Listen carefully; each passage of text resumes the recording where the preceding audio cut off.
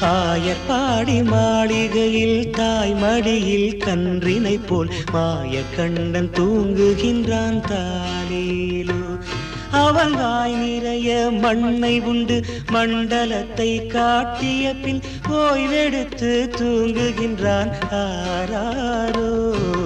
ஓய்வெடுத்து தூங்குகின்றான் ஆராரோ. ஆயர்பாடி மாளிகையில் தாய் மடியில் கன்றினை போல் மாயக்கண்ணன் தூங்குகின்றான் தாலேலோ.